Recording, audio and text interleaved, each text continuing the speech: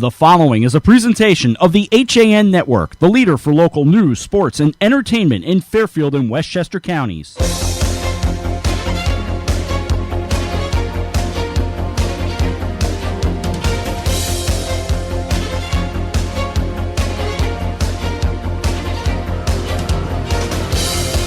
Live from the Terry Conners Rink in Stamford, it's the 2016 FCIAC Boys Hockey Semifinals on the HAN Network. Good afternoon, everyone. With Chris Kalin, Frank Granito, I'm Rob Adams. Doubleheader action today in the semis. Game 1, number 6 St. Joseph takes on number 2 Darien. And Frank, it's a tall order for the Cadets. They're going up against the Blue Wave, and many in the conference think this has been the Blue Wave conference all year. What do the Cadets have to do? Well, Rob, we covered the game on January 20th where Darien came out 5-3, and if it wasn't for about a minute 15 span in the second period there, it was a 2-1 game, and St. Joe's was working right up to the standard that the Blue Wave sets.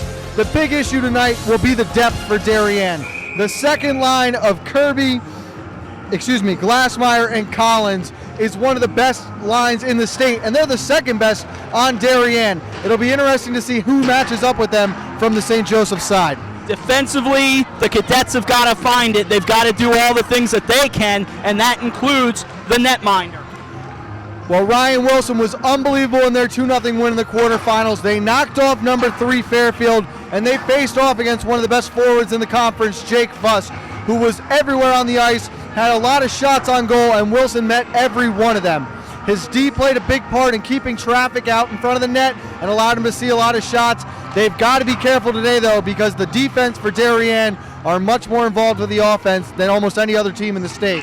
On the other side, David Voigt, solid in net for the Blue Wave. So you've got to like the Blue Wave's chances. But look, the Cadets have been a roller coaster all year. They can make some things happen. Absolutely, and it starts with their first line of Foldesi, DiSabella, and Usinger. We saw Adam Usinger was our player of the game in the quarterfinals. His speed is unmatched in this conference, and if he can get out in space like we saw on the power play, if the Wave were to take penalties, it will really play against the Wave's cards tonight. The winner gets the winner of the nightcap, which is Greenwich and Ridgefield. But first up, St. Joseph and Darien. Frank and I have got the call. We kick Cato to the curb. We get it all started. We drop the puck after this with the starting lineups. You're watching the FCIAC on the HAN Network. When you experience a sports injury, you want to get better and fast. Coastal Ortho Express gives you direct access to orthopedic care quickly. Their physicians are fellowship trained in sports medicine at world-class universities and are also team doctors for area football teams. For specialized personal care of sports injuries, go to Coastal Ortho Express. Open Monday through Saturday in the iPark Building, 761 Main Avenue in Norwalk, or coastalorthoexpress.com. Coastal Orthopedics, keeping you on the move.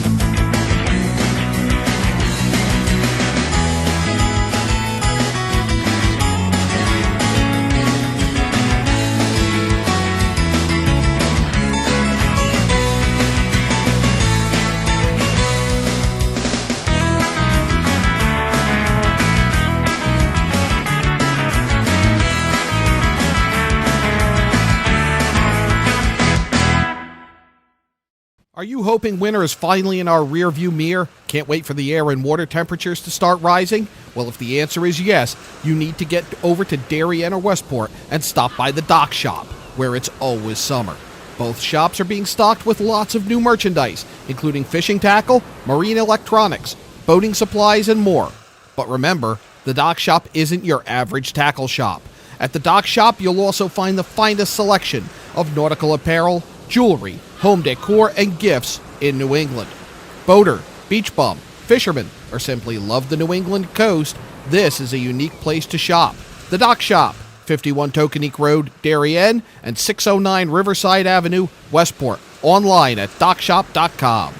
Are you hoping winners... Walter Stewart's Market in New Canaan is your time-saving local shopping destination for the best of spring. Find many of your favorite products, from great specials on everyday items to the freshest organic produce, artisanal cheeses, and grass-fed steaks. Chop off your knives to be sharpened. Grab a beautiful bouquet of spring flowers and stop in next door for a wine tasting. Plus, their personable staff is always ready to lend a helping hand. So stop in to Walter Stewart's Market, 229 Elm Street today, or shop online at stewartsmarket.com. The HAN network travels all over Fairfield County in our HAN Cruiser, covering news, sports, and entertainment. And when we do, we make sure that our HAN network branded floor mats are with us to keep the dust and dirt outside. These mats get filthy, and there's only one company that can get rid of that kind of dirt. Triple S, with locations all over Fairfield County. We're just now pulling into their Stamford facility. Rob, let's go see if Steve and Wanda can clean these mats up.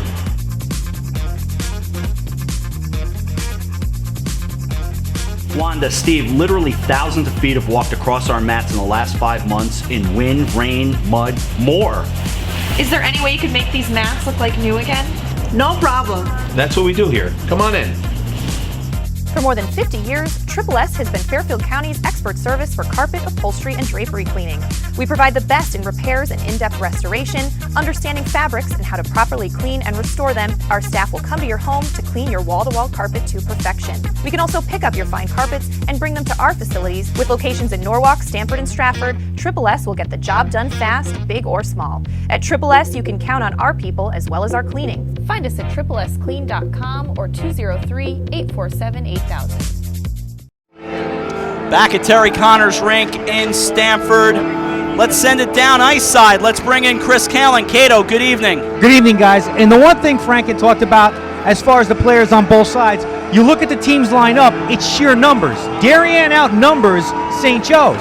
What St. Joe's is going to have to do to win this game, they're going to have to be very effective at rotating their lines and not leaving guys out on the ice too long. Darien skates 4 very effective lines, and if St. Joe's can move their players and rotate everything effectively, they've got a good shot at winning this game. Guys, back to you. You ready to Wally Pip him tonight? Oh, I was counting down the minutes from about 4:43. And I told AJ, Cato's not here yet. I'm getting the call up. I can feel it. Hey, and unlike the two of you, if I decide to go get coffee, I'll bring some back.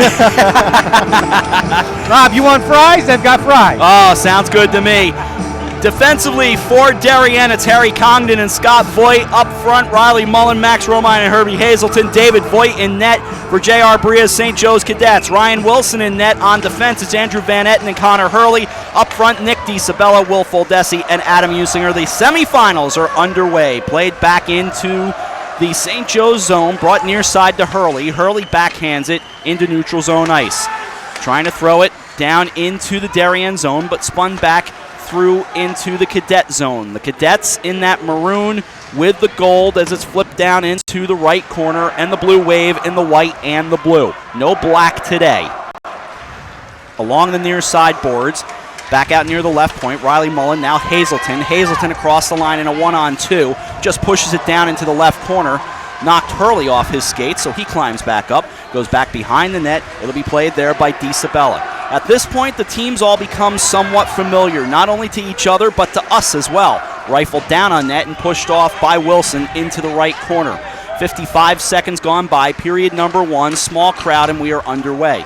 Off to the near side. It'll fill in as the evening goes along. Down into the left corner, our good friend CTHS Hockey gave me a little bit of a scare before. I think he thought, well, at least the way that I read his tweet, it initially looked like he thought I said that Ridgefield and Darien would play for the championship. But what he meant by the tweet was he's saying that's the prediction. I made no predictions, thankfully. And it's not a bad prediction. We saw Ridgefield play the other night against New Canaan, and they really dominated from the second shift on. New Canaan had good pace to that first shift.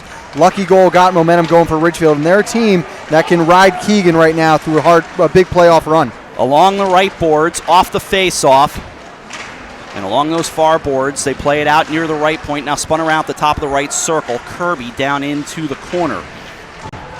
Down in that right corner, along to the far side boards again. Flipped along there. Kept alive by Sean Adanasio. Now the blast coming and the blocker save up into the netting, stopping us with 1:35 gone in the first. Good job by Darien so far. We just saw their second line of Kirby, Collins, and Glassmeyer with their first shift, sustaining pressure in the offensive zone right now. Off the face-off, held in at the right point. Ben Brown there for the Blue Wave in a scoreless first period. No score so far. FCIAC championship tomorrow night in boys hockey. Looking forward to that as Scott Voigt couldn't handle it. Comes back out into the neutral zone. Kevin Fostich tried to take it away from him. So spun right back around by Harry Congdon. Gets it across the line. Hazelton puts it on net. Now the second try, actually it was DeBaradinas, now covered by Wilson. 12:57 to go in the first and no score. Darien's really controlling the pace early. They're getting in on the net. They're working the boards very well. Face-off will come to the left side. Good, Frank. And we haven't seen them use their point as much so far. We thought we would in the pregame. When you go back to that Fairfield game against St. Joe's, Fairfield really did a good job cycling in the St. Joe's zone, but didn't have the defense to really outlet to, and were unable to get offense going from the point there. Max Romine went to play it. Now it's taken back by Sam Knowlton, who will clear it back out. It'll go down the right side and taken by Andrew Van Etten. Van Etten behind the net, now brings it near side. There's Hazelton in 24. DeBaradinas in 22 is currently off. Hazelton with, we've talked about this before, Hazelton with the white sweater on, he has the no H, period H, on the back of this sweater, while Hunter Hazelton has the H period as it's pushed aside off to the right. A little uniform fun because we like to pay attention to those things. To the far boards it goes, played over there by Foldesi. Foldesi with a goal the other day, almost a nice headman pass out to Usinger. It was a little strong though, might have been across the line, but regardless an icing, 12:05 to go in the first, no score. And the speed of Usinger on display there. We will see them several times throughout this game try to stretch the ice, hit him on a long pass, and see if he can get behind the defense. Face-off will come to the left side of Ryan Wilson. It'll be Hunter Hazelton for the draw against Atanasio. Off the draw, it's controlled by the Cadets to the near side. Mac Budd, the head coach for the Blue Wave. Of course, a team coming off the dual championships last year of the FCIAC and the state, and both times beating Greenwich for each title. 1-0 in the state championship game. Chris Gerwig stepped down at the end of last year. Chris Gerwig in the building tonight. To the far boards it goes, and out of the Darien zone, with just about 3.5 gone by in period number 1. Greenwich and Ridgefield in the nightcap. The winners play Saturday at 3. Stopping behind the net now for the Blue Wave is Voigt. Scott Voigt back out to center, but taken back by Will Gilbert. Gilbert spins it around and brings it out from left to right. Down on net and just pushed aside by the stick of David Voigt, the senior netminder for the Blue Wave. Cleared back out of the Darien zone, now taken and backhanded across the line. That was Jay Dixon for the Blue Wave. To the far boards and across the line and down the left wing. Voigt will go behind the net and wrap it around. Now he has to get back in net as he got taken off the play for just a moment. But going to the far boards and no damage done, and out comes DeBaradinas and the Blue Wave. They send it down the right wing into the right circle. Hurley back there for the Cadets. In a scoreless game, 10:39 to go in the opening stanza on this Wednesday night at Conners Rink in Stamford. Across the line, down on net, Voigt is going to cover. And we've seen David Voigt active so far here at the start. He's gone behind the net, played a couple pucks. He was bumped off that last time by Nick DiSabella. Incidental contact, but it almost looked like a puck might have bounced out in front. Could have been open net there. And Cato, I could be wrong, but I think I've only seen 2 lines so far for St. Joe's. That's it. That's all the rotation they've done. They've rotated the top 2 lines. I think they're trying to get on the board early. Makes sense. Darien has gone with at least 3 so far. Lifted along the boards on the left wing and back out to center. Hazelton across the line in a 2-on-2 into the slot. Backhanded in the save by Wilson. Good look out in front for Romine, but spun back to the left point and cleared out of the zone. So through the neutral zone, chipping at is Atanasio. He had it, takes Mullen off his skates, stopped, faked on the pass, worked it across the line, and Harry Congdon takes it for the Wave. Out to center with Hazelton, who will go for a change as he backhands it down the left wing. No score and the best look we've seen so far, but Wilson strong to the task. And that's a big first save for Ryan Wilson. That gets his confidence up, gets a little momentum going. especially in a slow period to start here where we haven't seen a lot of shots, Rob. Glassmeyer to the hash marks on the left wing, spun back around by DiSabella, gets across the line, puts it down, looking for the rebound, but cleared off to the right corner by Hazelton. In that case, it was Hunter. Played back. Now down the left side, here's Kirby. Kirby backhands it off the side of the cage, no damage.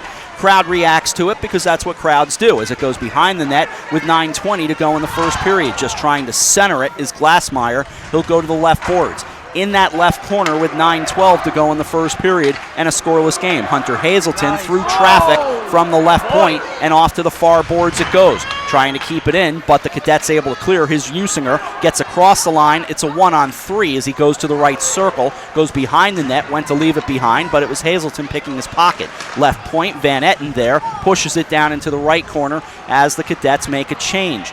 8:49 to go in the first period. No score. Happy to have you here on the HAN Network. Back out the center and turning it right around. It'll be across the line and down the right wing. Stephen Payne there for the Cadets in a scoreless game. Out to center again.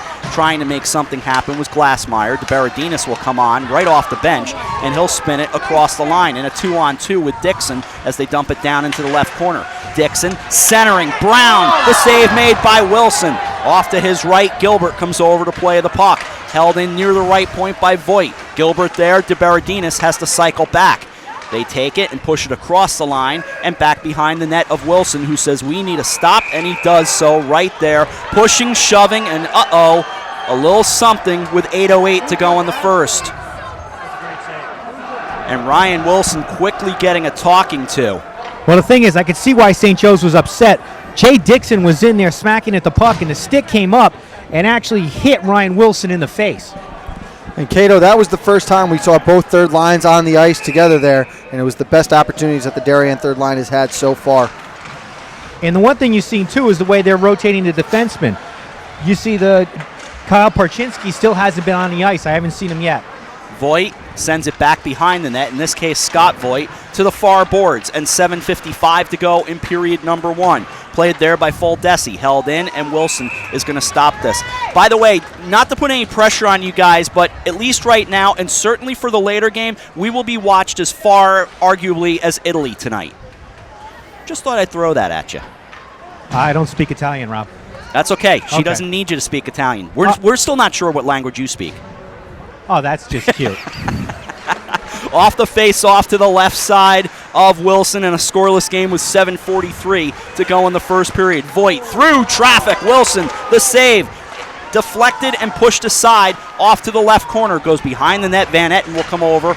Try to get it around those right boards, I beg your pardon. It'll come around to the left boards now, and that's where Usinger awaits. Tries to clear it, unable to do so. Now he gets it going, and here's Foldesi in a 3-on-3. Down into the right boards. Now through the right circle and behind the net. Scott Voigt comes on there. To the left boards now, Riley Mullen tries to clear. Usinger keeps it in. Mullen will start back out from right to left.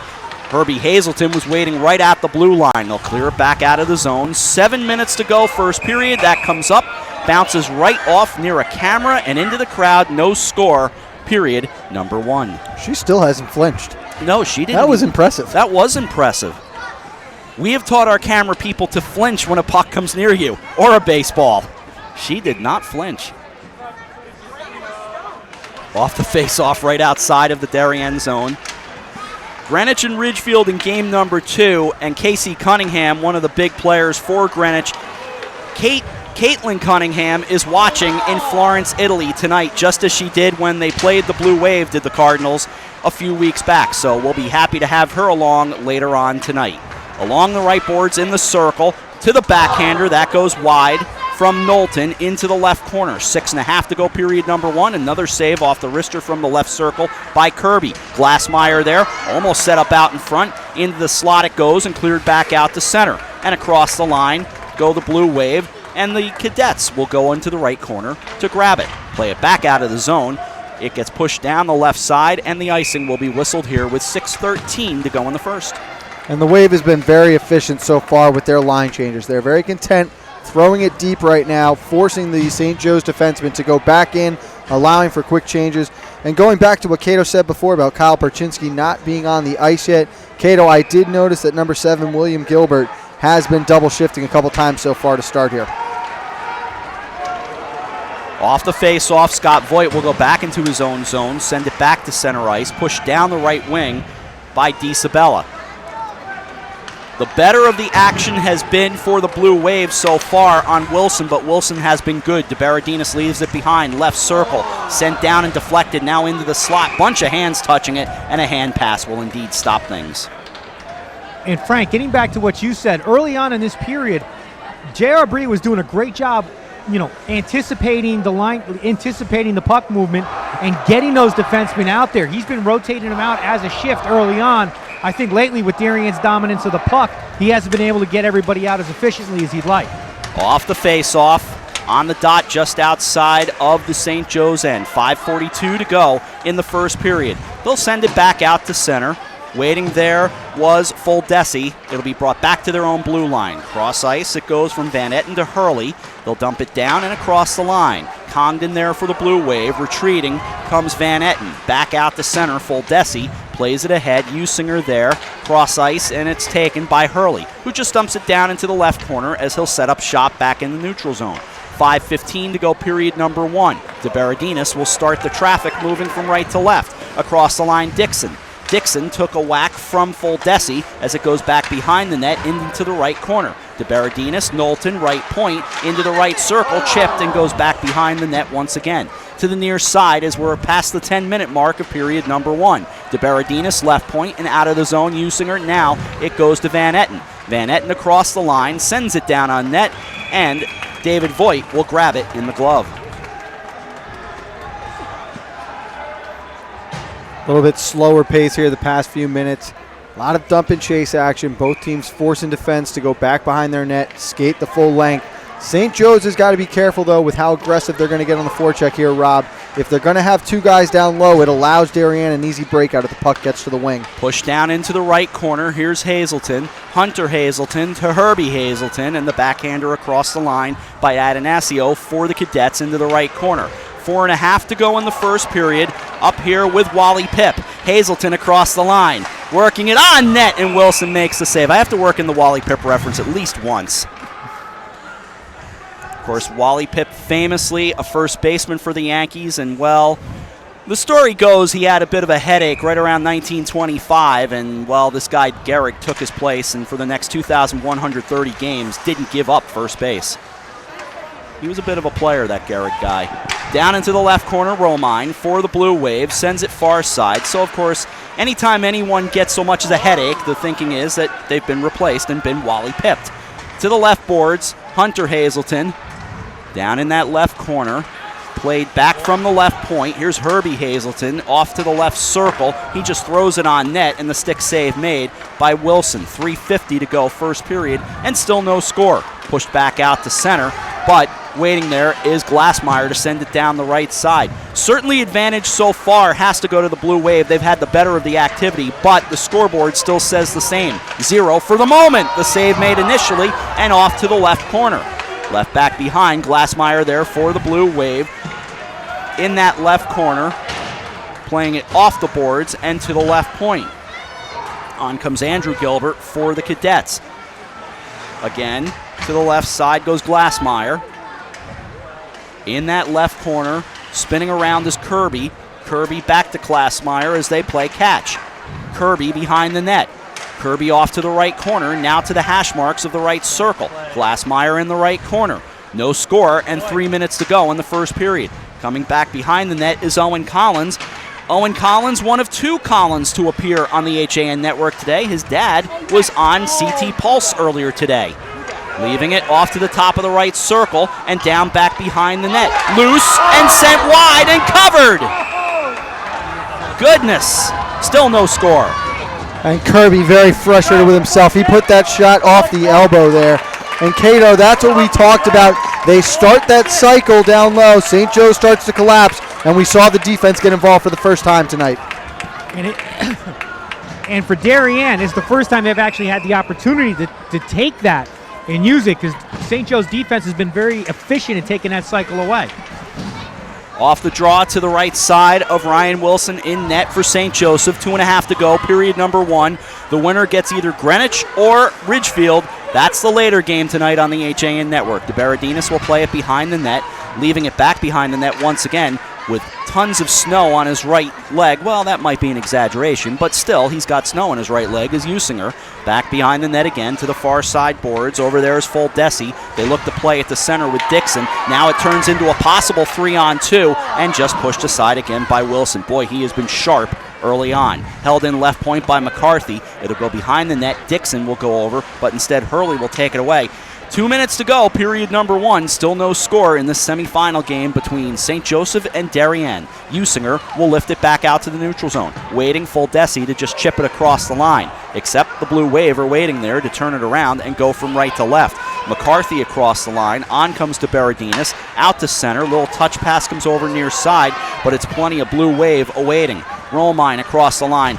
Hazelton and the save made. Rister out of the left circle. Once again, Wilson sharp. 90 seconds to go, period number 1. Voigt on net. Another save by Wilson. Off to the near boards. Waiting Voigt, but nonetheless, it comes back and down into the Blue Wave zone. The Cadets can cycle as we come down to 75 seconds to go, period number 1. Hazelton, a backhander, gets it across the line. Mullen to the hash marks of the right circle, goes behind the net, leaving it out in front. Another try right into the body of Wilson, and he holds on.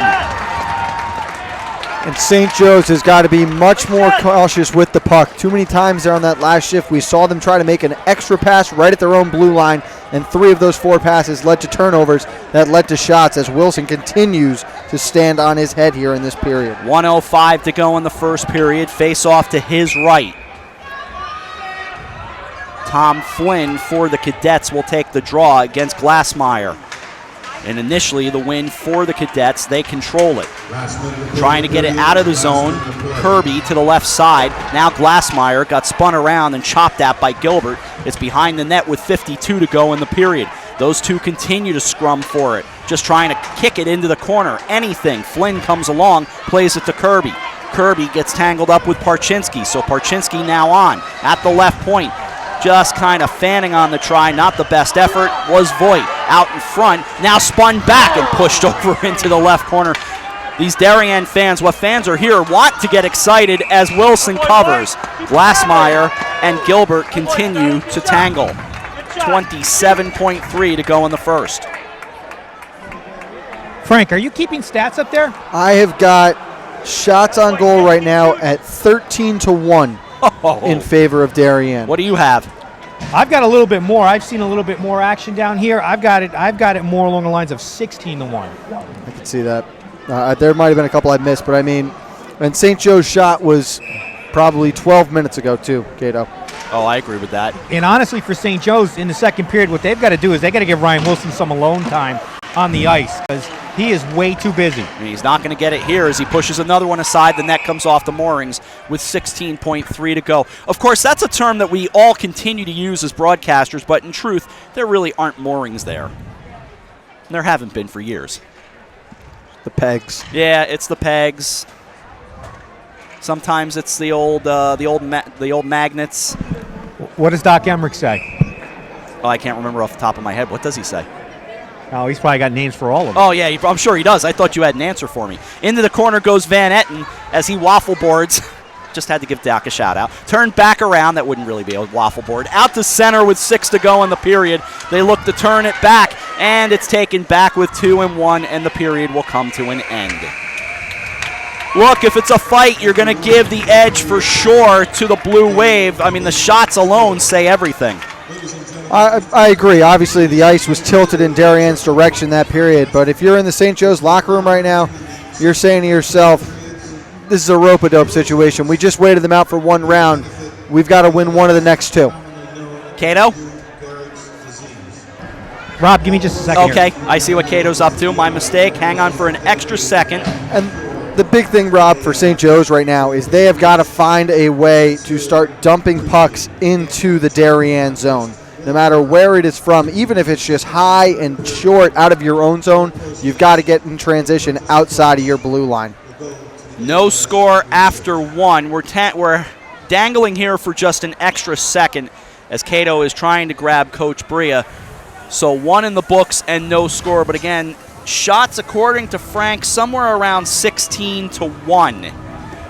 Across we go. Chris Callen. Thanks, Rob. I'm joined by St. Joe's coach J.R. Bria. Coach, you guys played a great first period, great defensive first period. How important is it for you in the next period to try to break the puck loose and get out in the offensive zone? I'd say great goaltending first period. The rest of the team, I think, kind of took a break for 15 minutes. We didn't get it out of the zone that well. Our wingers got to do a lot better job. The D are coming down on them. We've got to be able to chip it out of the zone and have some center support. I think we're playing a little nervous, a little tentative because of the opponent that we are playing. I mean, look, I think they're the best team we've played all year. This is the second time we're seeing them, and they're still going on all cylinders. They're a great team, coached by a great coach. And, they're a team that definitely buys into their system, and we just got to kind of put that aside and realize that, hey, we're all Division I hockey teams. We're all Division I high school hockey players, and let's just go out there and play hockey. All right, Coach, thanks a lot. Good luck with the rest of the game. Appreciate it. Thank you. That's St. Joe's coach J.R. Bria. Guys, back to you. Cato, thank you very much. 1 in the books here at the Darien Ice Rink. Game 1 of 2. And after 1 period of play, the St. Joe's Cadets lead the St. Joe's Cadets and the Darien Blue Wave are scoreless after 1. We take a break. You've got an in-game news update coming up right here on the HAN Network.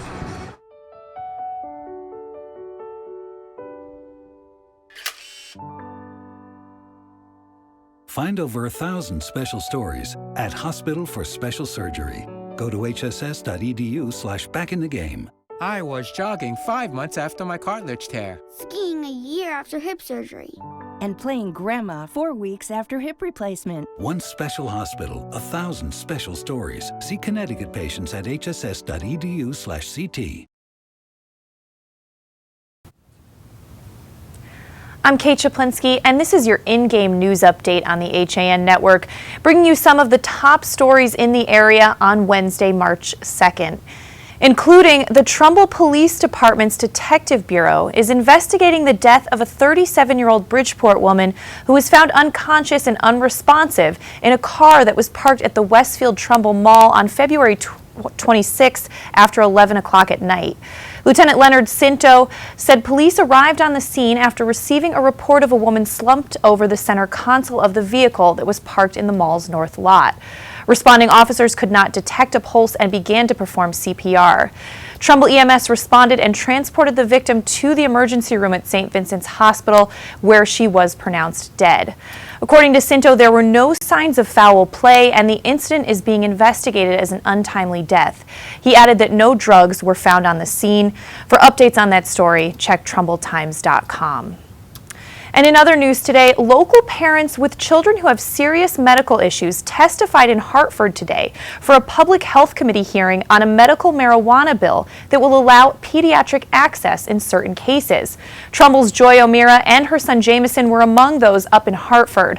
The latest medical marijuana bill would allow children with intractable seizures and other life-threatening illnesses access to cannabis in oil form. The bill is House Bill 5450, an act concerning the palliative use of marijuana.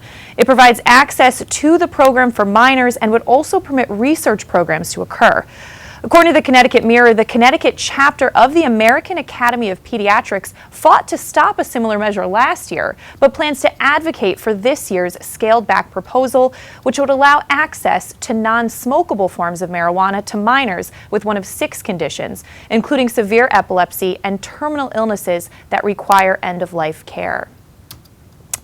And Darien's officials have opted not to move forward with body cameras for the police department this year, but the technology remains on the horizon for police departments across the state.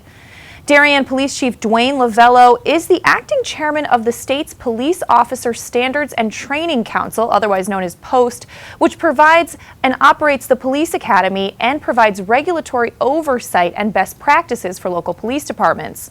Last year, the Connecticut legislature passed Bill 15-4, which focused on reforming police practices in regards to excessive force. As part of that bill, the state established some standards for the use of body cameras and offered reimbursement for early adopters. The bill also requires state police who operate independently of the Post Council to be outfitted with body cameras by July 1st, 2016. While police have been utilizing dashboard cameras in their vehicles for years, the volume of footage taken from body cameras would be much greater, Lovello said. The cost of storage has led some departments to abandon the technology due to the sheer volume and amount of time videos would be kept. Beyond digital storage space, law enforcement would be required to catalog and regularly update files and be able to make them available to the public. And finally, 2 of the developers of Greenbox, a 100% recycled perforated pizza box, showed off their product to students in AP economics classes at Ridgefield High School recently and discussed their pitch to Shark Tank, the television show that rates new product ideas. The principals of the company, Jennifer Wright, Ned Kensing of Ridgefield, and Tim Walsh, created a company, Ecovention, that is marketing the patented Greenbox. It's a multifunctional pizza box that can be divided into plates and then folded into a storage box for leftover pizza that fits into the refrigerator. The Greenbox was selected to be previewed on the Shark Tank show. The creators were interviewed, their backgrounds were checked, and they were filmed. They said the publicity from the show has helped their business expand, and they're still going through the process of negotiating a deal with Shark Tank. But that's all for your news update. For the latest in local news, sports, and more, watch Coffee Break weekdays at 11. This HAN update was brought to you by Miller's Landscaping.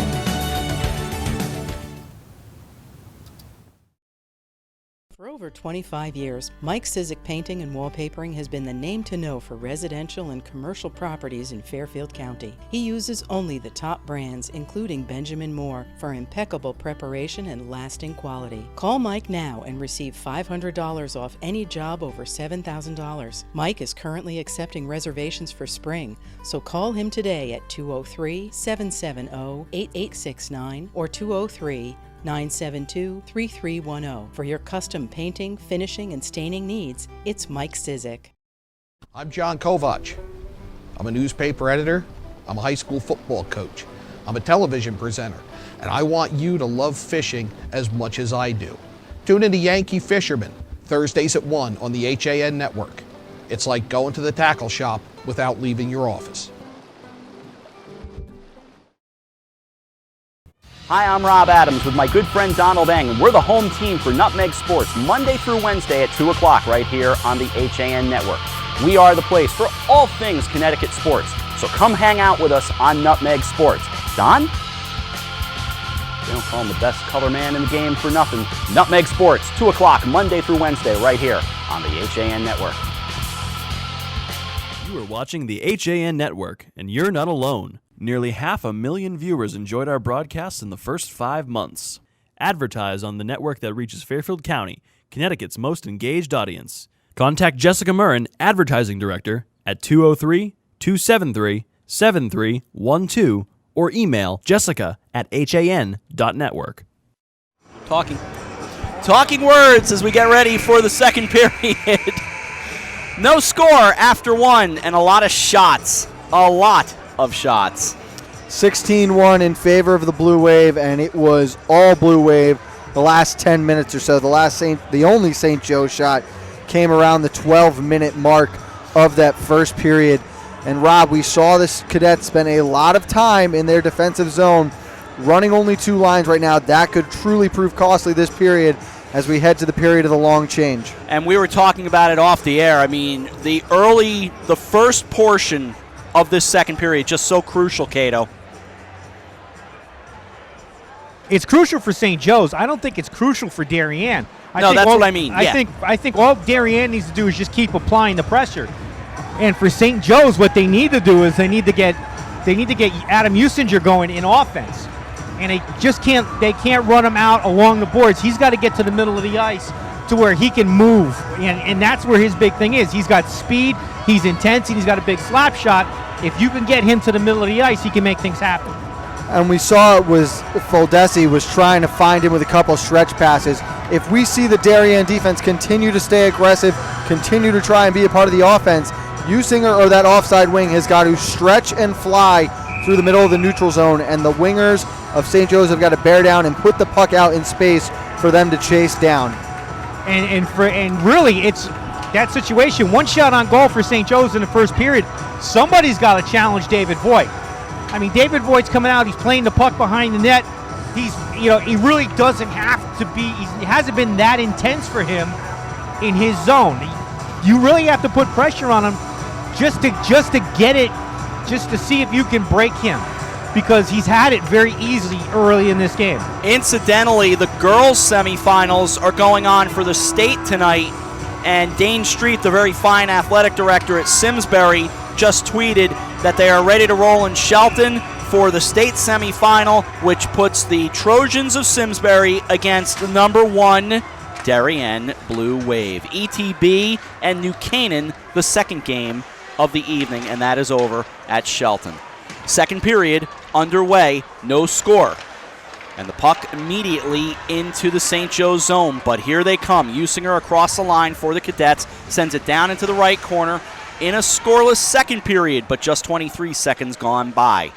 Back behind the net is David Voigt. Off to the near side. I just spied Claire Craven, by the way, who did such a wonderful job talking to us about Ice ALS and selling the pucks for Chuck-a-Puck, which will go on here later on tonight once again. So glad to see that's continuing with all that Wally Pip, Lou Gehrig talk. It's certainly nice to bring up supporting and doing anything you can to eradicate ALS. Into the left circle, Knowlton on net with a backhander and held onto by Wilson. And Cato, we saw in that first shift, it was Usinger getting out into the neutral zone with an opportunity to go on a rush. He has got to avoid getting in on top of these Darien defensemen. They are big kids with long reaches and will be able to poke check it away from him. He's got to use his speed to the outside. Face off to the right side of Ryan Wilson. 53 seconds gone by, second period. Into the left corner, comes around to the near side. Knowlton at the right point, sends down into the left corner, goes behind the net. Glassmeyer off to the left corner, now at the left point. Through traffic, trying to lean for it. Couldn't quite do it. That was Kirby, and again, back through traffic from Knowlton at the right point, held onto by Wilson. And that was a good job there by Andrew Gilbert, clearing out Jake Kirby in front of the net and allowing Wilson a clear lane to see the big shot from Knowlton. Face off to the left side of Wilson. We just keep saying one face off after another in the St. Joe's zone as this goes back behind the net of Wilson. Just a minute and change gone by in period number 2 in a scoreless game. Owen Collins on. Now it comes off to the bottom of the left circle into that left corner. Atanasio there for the Cadets, getting tangled up there. Now it comes off to the right side and back out of the zone. Hunter Hazelton with a head of steam as it goes beyond the end line. Voigt lets it go past, and it's taken away. So to the side of the left circle, trying to get it on net, but knocked away by Hunter Hazelton. Back across the line comes Kirby. Kirby to the left circle, goes back behind the net. No penalties so far, but it doesn't matter. Knowlton scores.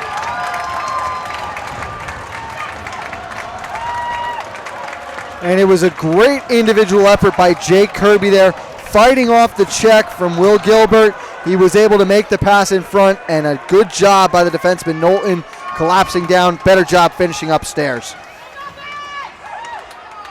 And you just see the speed that Darien put on and displayed there, because Kirby just rocketed it around behind the net, and then you saw Knowlton just shoot right to the crease. Got to the low point and right there for the centering pass. Darien scored by number 9, Captain Sam Knowlton, assisted by number 5, Captain Jake Kirby.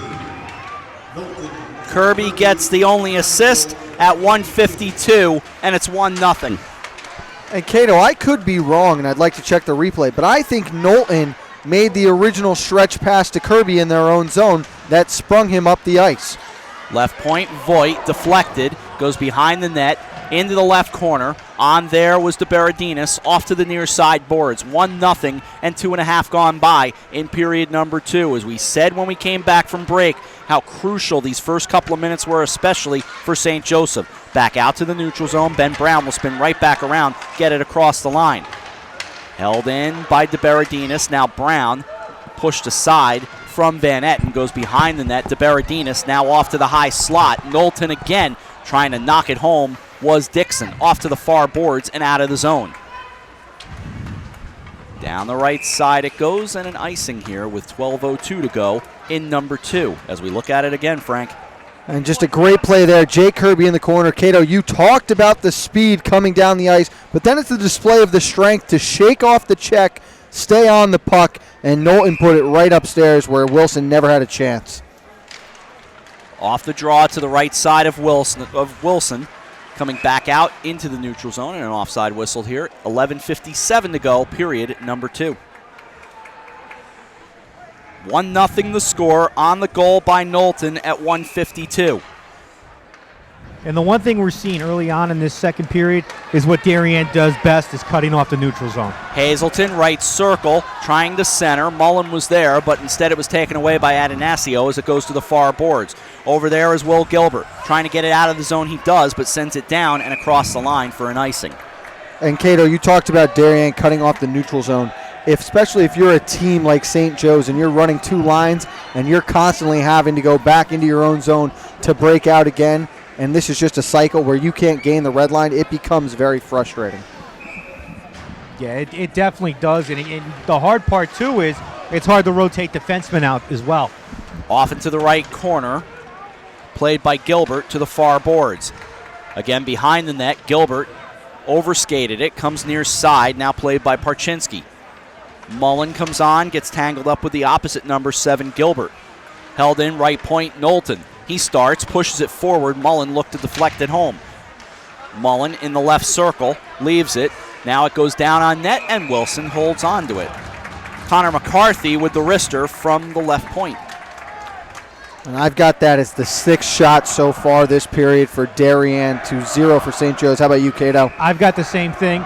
And that's a tremendous save on that shot for Wilson, because that was a deflection that deflected back into the glove, and he stayed with it. Off the face-off to the right side of Wilson to the near side boards, played by Foldesi. Has to chip it back out to center. Now Usinger down, battling along with Voigt. Got it on net, but David Voigt leaves it aside. And right back out of the zone comes Glassmeyer. A little long for Owen Collins. So Hurley wheels around and sends it over to Van Etten. Backhanded down through the neutral zone by Usinger and taken right back by Collins. Collins gains the zone, stops at the left circle, just look to thread the needle to Collins, or rather Glassmeyer, off to the near side. Voigt, top of the right circle, and it gets pushed aside off into the right corner. 1-0, 10.5 to go in the second period. To the near corner it goes, and starting back out of the zone are the Cadets. Played by Foldesi, goes to the left circle, and a possible 2-on-1, getting spun down. They put it home! It's DiSabella to tie things up, despite the bodies sliding into the net. And that was just a St. Joe's being very aggressive going at the net. They get on David Voigt, they get him out of position. He sprawls out to make the initial save, can't corral it, and it's DiSabella right behind him to put it, just lifts it right over Voigt to put it home. And the officials are talking with Coach Mac Budd right now. I think what they're saying is that the goal will stand because there was a penalty, or the player was pushed into his own net by Hunter Hazelton as it was Foldesi who flew in through Voigt.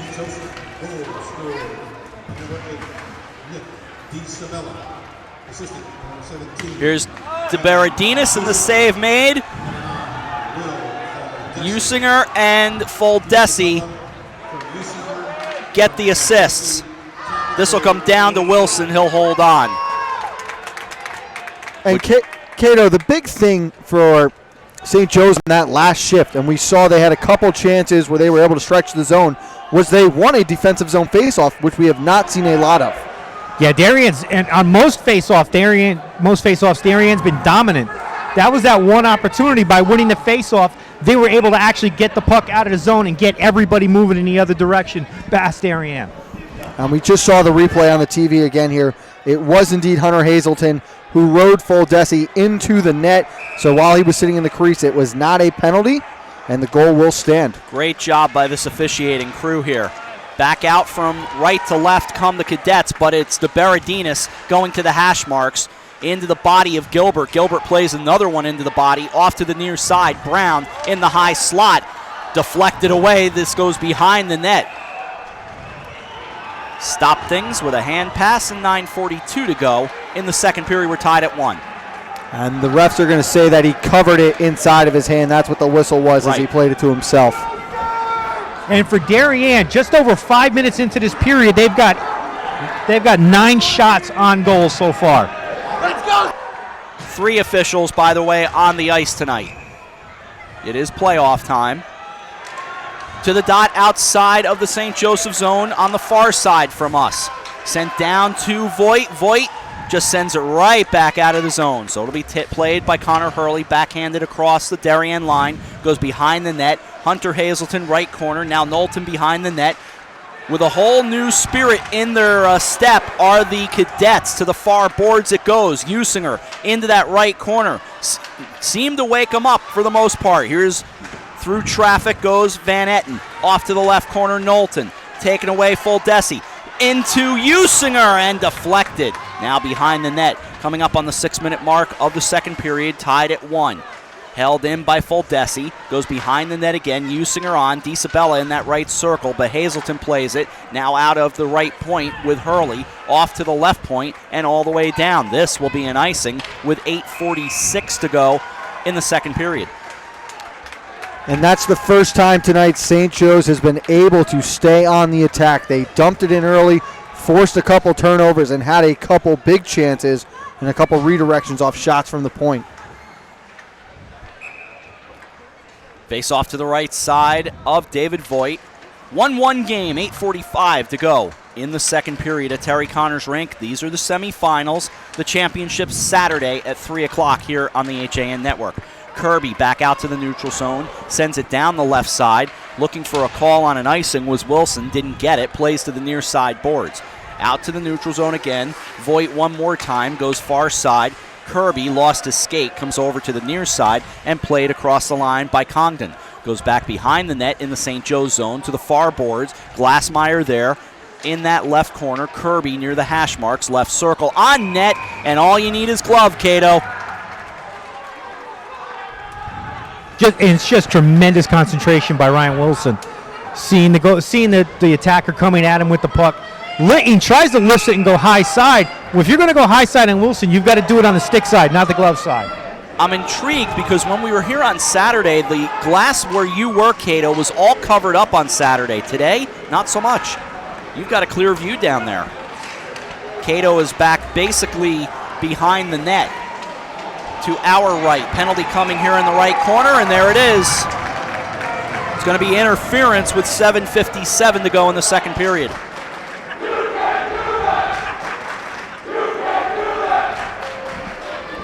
Our first penalty of the late afternoon, now early evening. Excellent opportunity for St. Joe's to try to get a lead here. They've got the numbers on the ice, but you still have to be careful. Darien has the speed, and they don't mind playing a man down. They can put shorthanded goals on the board. And this is where Usinger did his damage on Saturday against Fairfield. Was on the power play. They allow him to carry the puck up the ice, and he gains a full head of steam. And it is going to be Collins, Rob, for holding at the 8-minute mark, I believe. This will come all the way down to Wilson. Back to play it goes Will Gilbert behind the net, off to the right corner, and the Cadets will bring it back out with Van Etten. He gets it across the line to the hash marks of the right circle, goes behind the net into the left corner in a 1-1 game, 24 seconds gone on the man advantage. Left corner lost the handle on it, looking to clear. Usinger grabs it, sharp angle, covered by Voigt. And a couple miscommunications there. You had Van Etten running into the ref, and then Knowlton trying to clear it off of, Scott Voigt, as it rolled through the crease of brother David Voigt. And luckily for the Blue Wave, no harm, no foul. Face-off coming up here to the left side of David Voigt. Down into the right corner it goes. Over there to grab it goes Usinger. Along comes DiSabella. Fuldesi, beg your pardon. To the right circle it goes. Gilbert sends it wide. Held in at the left point by Van Etten. He goes cross ice. Back over to Gilbert for the one-timer that gets deflected off into the left corner. Played back behind by Usinger. Goes to the left corner. 1 minute remaining on the power play. 6:55 second period and cleared back out by Kirby. That pass was just a little too hot to handle for Usinger coming off the stick of Fuldesi. Down to the final 6:44 of the second period, a 1-1 game. Here's the Berardinis left circle. He chopped at it. Spun back out, and Voigt will take it. Got knocked down, I believe, by Van Etten. Bouncing off the boards to the near side. Cross ice it goes to Scott Voigt. Lifted down. It'll go into the right corner. 6:25 to go second period. A 1-1 game. St. Joseph and something else coming. A 5-on-3 will be had for 22 seconds. The Cadets grab it. However, it's down to 19. They'll slow things down. And there's the touch by Brown. 6:11 to go here in the period. And the whistle. And Cato, that was right in front of you. You had to make a call there. A tough no call. Honestly, that was a big impact on the boards because it literally knocked my clipboard off the rail here. And it looked like it was from behind where we're standing. Yeah, it was.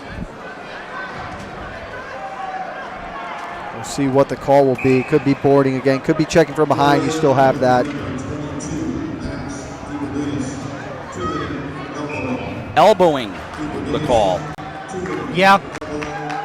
Now that I think about it, yeah, that's probably what it was. It was that big elbow coming up high. Dealer's choice. Yeah, exactly. 5-on-3 for 9 seconds. Top of the left circle. Down on net, goes behind the net with 6. We've got 4 remaining in the 5-on-3. Able to keep it in was Andrew Gilbert. Through traffic it goes. Now down to a power play of 5-on-4 with 1:40 remaining on that. Back the other way comes Kirby across the line with Collins. Kirby down on net. He went wide. If he had just refined that shot, it's a 2-1 shorthanded goal. Instead, it's held here with 5:42 to go in the second period. And keep an eye on Jake Kirby. He's signaling over towards the, where the locker room is. I think he wants a stone right now. It looks like he might have lost an edge on one of his skates. We saw him take a slip and fall down there in the defensive zone again. Romine for the draw with DiSabella to the right side of Wilson. It's still a power play with 1:25 to go on it. To the far boards, it's DeBerardinis off now for elbowing. Collins back out of the box. Turned over for a moment. Here's Usinger through the neutral zone for St. Joseph. Gets across the line. Went to backhand it in the slot. Turned right back around. And Romine will send it down into the left corner. 5:18 to go second period. Behind the net. Will Gilbert starts.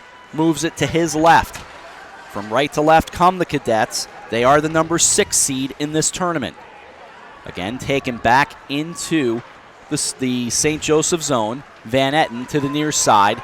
Skating through with 45 remaining on the power play. Puts it down on net, and it's collected by the stick and then the glove of Voigt. And that's not a bad shot by Van Etten right there. Force Voigt to cover the puck. Allow yourselves to reset and set up now in the offensive zone after having gone back, seeing 3 clears come your way in this penalty kill so far. Face-off will come to the right side of Voigt. Glassmeyer will go up against DiSabella. 43 remaining on the power play. 4:53 remaining, second period, a 1-1 game. Off the face-off, cleared down by Dixon and the Blue Wave. Wilson behind his own net, plays it near side. 35 seconds remaining on the power play. Left behind by DiSabella. Van Etten will start back out. Finds Usinger in the neutral zone. Gets across the line left circle. Trying to carry it in. Set it up out in front. Stoned on the first try. A couple of whacks at it. Puck still loose. Comes over near side. 19 remaining on the power play. It's loose and now held on to. And what a smart play right there by Nick DiSabella after coming in post-scrum. Throws it right back on goal. I thought for a second it was going to squeak in the side of the net there just through the blocker of Voigt. Dane Street tweets from the girls' semifinals. Darien has just scored on a power play to make it 1-1 in Shelton. That's in the girls' state semifinals between the Blue Wave and Simsbury. Here it's a 1-1 game with 9 remaining on this power play. Knowlton across Dixon. Dixon backhands it. The save made by Wilson. Down to 2-1, and the penalty will expire. 4:10 to go second period, a 1-1 game. Down the left side, here comes Parchinsky. Into the left corner he goes. Voigt and Knowlton back behind the net. Spun back around. Ben Brown starts back out. A possible 2-on-1. Gets across. He's got Dixon. Couldn't lead him. Comes over to the near side boards. They chop at it in the circle. They'll bring it back with Atanasio, who sends it down the left side. Voigt watches it go by for an icing. And Rob, that was a tremendous back check right there by Connor Hurley, saving a goal for the Cadets, getting back in time to pick up Dixon on the 2-on-1 opportunity. And Cato, we're starting to see this again. Darien dominant in the face-off circle, and St. Joe's is struggling to possess the puck. And for Darien, that's what they need. For the last few minutes, St. Joe's has pretty much controlled pace of the game. They need to take that control back and put a point on the board. Out of the zone it goes. Congdon sends it down the right wing, heading toward the right corner. Connor Hurley there sends it far boards to Van Etten. Off on that far side, they keep it in at the left point. Voigt and deflected up, stays on the glass, did not hit the netting, so we play on. Off in the left corner. It'll come over now to the near side. Played by DiSabella, along with Foldesi along the hash marks. Now back behind the net, Van Etten ahead to Usinger. They'll start back out, threading the needle out to Foldesi. He couldn't quite handle it, so DiSabella gets it across the line. But it's taken by Scott Voigt off the pass from Congdon. Played back to center and across the line. Here is Glassmeyer. Glassmeyer to the side of the right circle. Down to the final 2:55 of the second period. Looking to center to Owen Collins, nobody home. Hazelton, left circle. Now to Hunter Hazelton. Through traffic, and Wilson just pushes it aside with the stick off to the right corner. Collins, Glassmeyer behind the net, and over comes Hurley. Held in, now out of the zone it goes. Hunter Hazelton gets it across. The Blue Wave touch up. Sent down the right side, though, by Usinger as they make a change. Turned back around by the Blue Wave. Kirby across the line to the right circle. Owen Collins will go behind the net. 2:24 out in front with Kirby, and the backhander covered by a sprawling Ryan Wilson. And Jake Kirby has got to feel like he is due right now. He has been all around the net with several big opportunities. And Rob, you can remember from when we covered the game these two teams played, it was a similar situation in the second period before Darien went off for 2 goals right about now. I think these final 2:20 are just as important as the first 2:20 of this period. This would be the most important time of the game right now. I agree. Far boards, 1-1 game. Andrew Gilbert goes into the left corner. Atanasio there as well. His defensive mate brings it over near side now. Played along the right boards. 2 minutes remaining, second period. One-time try now. Ben Brown in the slot goes left circle. Goes to backhand it. Dixon was there as well. A stick got knocked down, so it's the Berardinis who will go off. Back out to center. Romine comes out. They'll turn it right back around with Sam Knowlton. Sends it down the right wing. The official picks up the loose lumber on the ice. He skates with it for a moment. I believe that's veteran official Brian Kai. Down the left side it goes with Romine back behind the net. They bring it over to the near side, and right back out comes Brown. Brown gets it ahead to Romine. Romine right circle. Sends it across. Wilson pushes it aside. Down to the final 80 seconds of the second period, and a 1-1 game. Turned right back around by the Blue Wave. Congdon out to center. Mullen just watches it go down the right wing. Romine and Hazelton will chase. Along comes Andrew Van Etten. It's Van Etten who comes away with it. They skate back from right to left with a head of steam. Down goes DiSabella on net and just pushed aside by the stick of David Voigt. Down to 58 to go in the period. Van Etten rifles it down into the right corner, though it did get deflected. Pushing it out near center, but now right back as it's deflected by Scott Voigt, and Congdon comes over and plays it.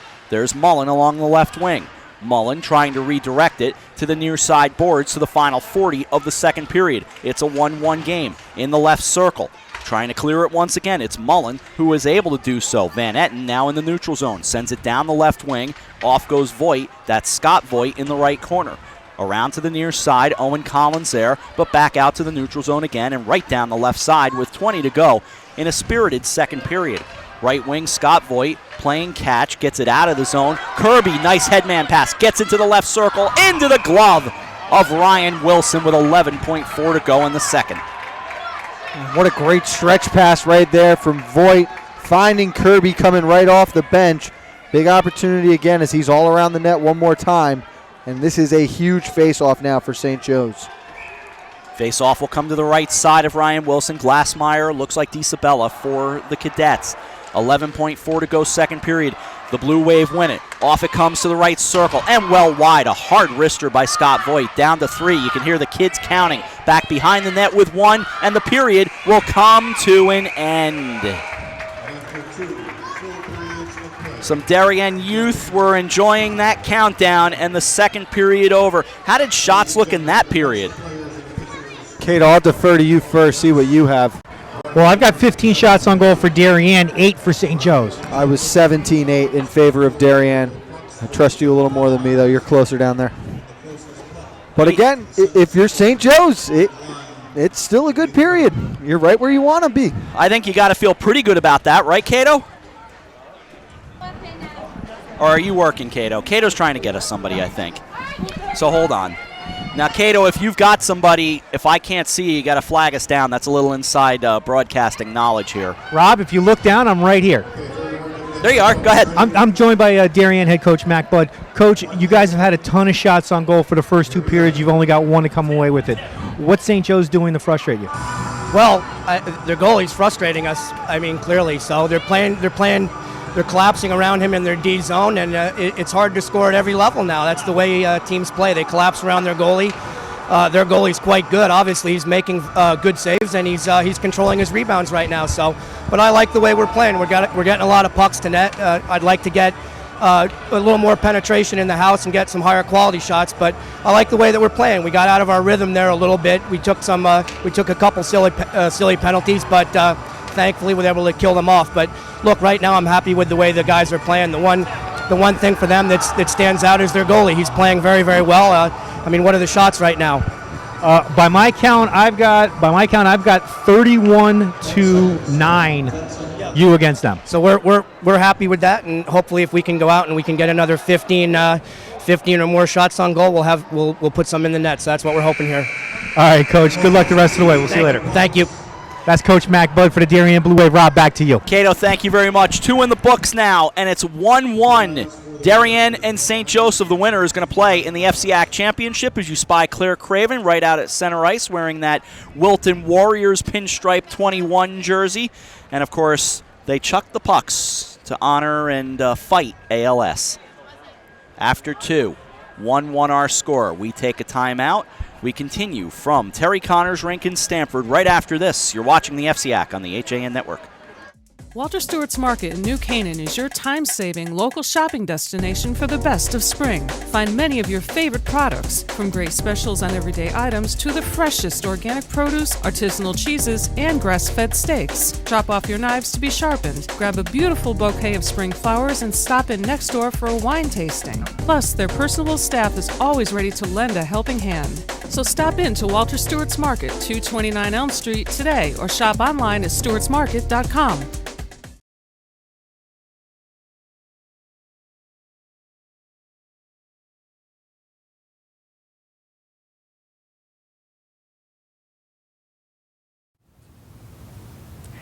I'm Kate Chaplinsky, and this is your in-game news update on the HAN Network, bringing you some of the top stories in the area on Wednesday, March 2nd. Including the Trumbull Police Department's Detective Bureau is investigating the death of a 37-year-old Bridgeport woman who was found unconscious and unresponsive in a car that was parked at the Westfield Trumbull Mall on February 26th after 11 o'clock at night. Lieutenant Leonard Cinto said police arrived on the scene after receiving a report of a woman slumped over the center console of the vehicle that was parked in the mall's north lot. Responding officers could not detect a pulse and began to perform CPR. Trumbull EMS responded and transported the victim to the emergency room at St. Vincent's Hospital, where she was pronounced dead. According to Cinto, there were no signs of foul play, and the incident is being investigated as an untimely death. He added that no drugs were found on the scene. For updates on that story, check TrumbullTimes.com. And in other news today, local parents with children who have serious medical issues testified in Hartford today for a public health committee hearing on a medical marijuana bill that will allow pediatric access in certain cases. Trumbull's Joy O'Meara and her son Jameson were among those up in Hartford. The latest medical marijuana bill would allow children with intractable seizures and other life-threatening illnesses access to cannabis in oil form. The bill is House Bill 5450, an act concerning the palliative use of marijuana. It provides access to the program for minors and would also permit research programs to occur. According to the Connecticut Mirror, the Connecticut chapter of the American Academy of Pediatrics fought to stop a similar measure last year, but plans to advocate for this year's scaled-back proposal, which would allow access to non-smokable forms of marijuana to minors with one of 6 conditions, including severe epilepsy and terminal illnesses that require end-of-life care. And Darien's officials have opted not to move forward with body cameras for the police department this year, but the technology remains on the horizon for police departments across the state. Darien Police Chief Dwayne Lavello is the acting chairman of the state's Police Officer Standards and Training Council, otherwise known as POST, which provides and operates the police academy and provides regulatory oversight and best practices for local police departments. Last year, the Connecticut legislature passed Bill 15-4, which focused on reforming police practices in regards to excessive force.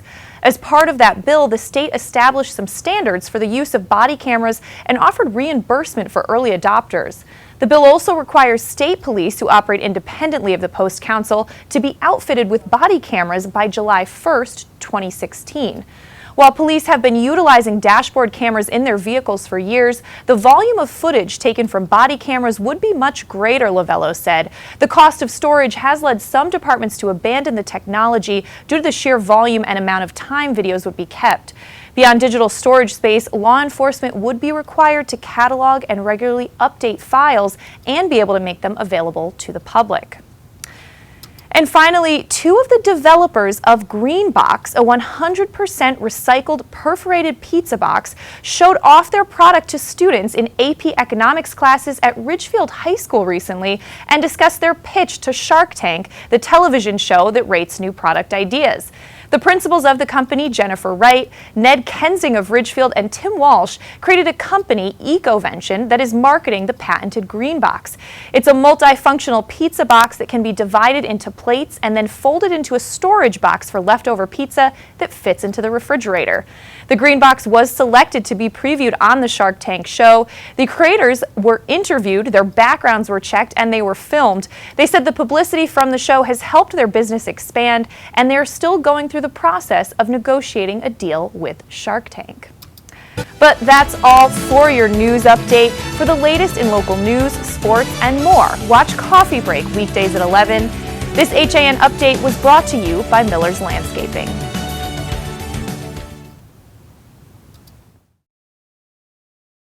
Here at the Organic Yard, we use bio-nutritional products in our lawn care programs, which reduces the need for fertilizers, nitrates, phosphates, and pesticides up to 80%, making a safer environment for your family and pets. With our organic lawn treatment, you'll receive vigorous, healthy plants with improved root development and better drought resistance. Enroll now in our 2016 Organic Yard program and get a free organic deer tick treatment. Call us today at 914-764-5491 or go to our website at millerslandscapinginc.com. For over 25 years, Mike Cizik Painting and Wallpapering has been the name to know for residential and commercial properties in Fairfield County. He uses only the top brands, including Benjamin Moore, for impeccable preparation and lasting quality. Call Mike now and receive $500 off any job over $7,000. Mike is currently accepting reservations for spring, so call him today at 203-770-8869 or 203-972-3310. For your custom painting, finishing, and staining needs, it's Mike Cizik. Are you hoping winter is finally in our rearview mirror? Can't wait for the air and water temperatures to start rising? Well, if the answer is yes, you need to get over to Darien or Westport and stop by the Dock Shop, where it's always summer. Both shops are being stocked with lots of new merchandise, including fishing tackle, marine electronics, boating supplies, and more. But remember, the Dock Shop isn't your average tackle shop. At the Dock Shop, you'll also find the finest selection of nautical apparel, jewelry, home decor, and gifts in New England. Boater, beach bum, fisherman, or simply love the New England coast, this is a unique place to shop. The Dock Shop, 51 Tokenique Road, Darien, and 609 Riverside Avenue, Westport. Online at dockshop.com. The HAN Network is the leader in local broadcasting in Fairfield and Westchester counties. We reach tens of thousands of viewers via our live news, sports, and entertainment broadcasting. We can create your advertisement and broadcast it through our programming to one of the most affluent markets in the United States. And remember, our broadcasting is live, which means viewers cannot skip or click past your marketing message. And we measure our audience and their demographics on every broadcast. To advertise on the HAN network, contact Advertising Director Jessica Murrin at 203-273-7312 or email jessica@han.network. At Terry Conners Rink in Stamford, Rob Adams, Frank Granito, and Chris Kalin. 1-1 our score. Goals both in the second period. Knowlton at 1:52 from Kirby and DiSabella from Usinger and Foldesi at 4:40, and we're knotted at 1. Well, it was a great period for both teams, honestly. Darien piled on. They had 15 shots in the period. We heard Coach Bud say he wants another 15 this period, and they'll be fine. St. Joe's up to 8 that period. Cato, can St. Joe's survive playing another period like that, though? I don't think it's a question of St. Joe's. I think it's a question of Ryan Wilson. Can he survive this assault that he's been under for the past two periods? You know what? He stood on his head, and he's pretty much done it since Saturday. I have no reason to believe he can't. If St. Joe's can get a goal on the board early, maybe it can frustrate Darien, and maybe they get some power play opportunities and really pin Darien down. We talked about how crucial those first few minutes are going to be. We saw Darien came out. They scored early on. St. Joe's was able to get the goal back. Controversial to the staff to the coaching staff for Darien. We obviously thought it was the right call, seeing the play develop from up here. Another thing to keep an eye on, Cato, I don't know if you saw, Jake Kirby was just on the ice during the intermission. It looks like he had some work done on that skate edge as he was trying to work it in a little bit. Yeah, and I think that you could see that skate was bothering him early on. He couldn't keep his balance. He was having a hard time getting the positions and really just get the speed going. And he's a player who has been all around the front of the net with several opportunities. Rob, we saw the picture on Twitter before. His shot going off the post. Keep an eye on him moving forward as he's been everywhere. He also had 2 goals the last time these two teams played. Steve Buno tweeting for the Darien Times. Darien has tied with Simsbury 2-2 after 1. For Darien, this is in girls ice hockey, Courtney Lowe and Chandler Kirby with the Darien goals, but Simsbury knotted it up with 3 to go in the first period. That is the girls' semifinal as you watch the Blue Wave hit the ice again, and some high fives from the kids. It looks like some of the Darien youth hockey program out here tonight in support for the high school. A couple years and we'll be talking about them playing in these games. Won't be long. It's amazing how these kids all kind of grow up right in front of us. And you know, we were joking about Anthony Pirelli, who's here as a reporter now. He's at the far end and wearing, unfortunately, a Mets hat, but nonetheless, a heck of a reporter and a young man who was a GYFL football player, having his games broadcast years ago by me. Just goes to show how the time flies. And a big thing for Darien this period, we saw St. Joe's a little bit at the end, Cato, really try to dump the puck in, force their defense to make some plays. It'll be interesting to see how they react if St. Joe's goes back to that approach. But another thing to keep an eye on, they tried a couple stretch passes and connected. More importantly, I think for St. Joe's, just start winning faceoffs. When they win faceoffs, they start to make things happen. It was how they scored their goal. It is a different game for both teams right now when you lose a draw. And it will be a key thing to watch with the final 15 coming up. DiSabella stands waiting for the face-off.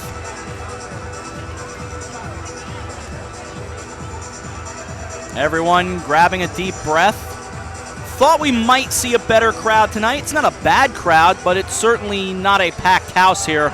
You can imagine it will be much more crowded on Saturday for the championship. 5 o'clock's a tough game for St. Joe's. It is. It's a tough time for any crowd to make it. Darien student section, though, showed up, though, over to our right. Darien with a nice short trip. They are just literally across the line. Hazelton falls down. We haven't even dropped the puck yet, and he's getting the stick taps from Riley Mullen.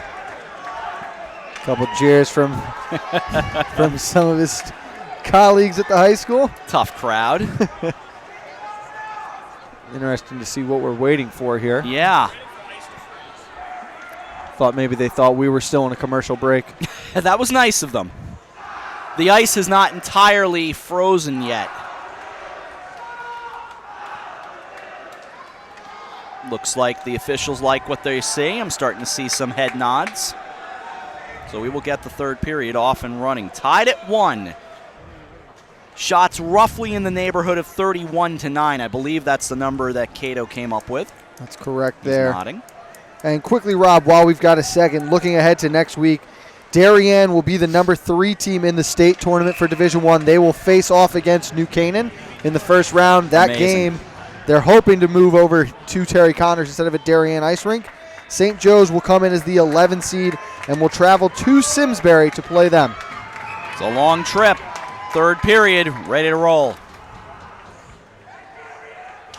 Have they said when the first round of games will be yet? They will be next Wednesday. Next Wednesday. To the right circle, and back behind the net it goes. Third period underway, and Darien comes out firing. Bouncing out of the zone, here is Scott Voigt. Had it deflected off Usinger, spun right back around, and Voigt takes it, now Romine. Romine, and they send it down into the right corner. Off into the right corner, Van Etten plays it. Van Etten skating through his own zone, bounces it off the boards, tried to thread it to Usinger, does get it, collects it, sends it down the right side, and David Voigt will leave it behind his own net. 35 seconds gone by third period. A 1-1 game here at the Terry Conners Rink in Stamford. And back out to the neutral zone it goes. Riley Mullen steps across the line. Leaves it backhanded for Hazelton. Couldn't get a lot on the shot. Tried to set it up out in front. It was loose and off to the far point. Knowlton keeps it in at the right point. Back behind the net it goes, into the right corner, spun back around by Foldesi. He lifts it to center. Here's Usinger. You just sense Usinger's trying to get on track. Back out to center. Not that he's played a bad game. Glassmeyer left circle. Van Etten over there. Not to imply Usinger's played badly. He hasn't. He's just been contained.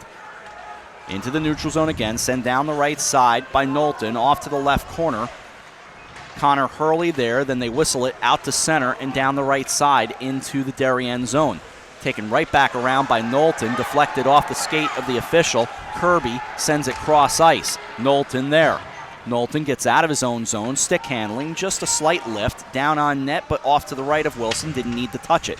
Played off to the near side boards with 1:40 gone by in the third period, and a 1-1 score. The winner plays either Greenwich or Ridgefield. Blasted on net from the left point by Voigt. The hard shot from the defenseman. Off to the left corner it goes. Kept alive along the left boards. Turning it back around. Off the left boards and back out to the neutral zone. 2 minutes gone by in a 1-1 game. And a good pace here so far, Rob, for both teams. Darien had a little bit on the attack.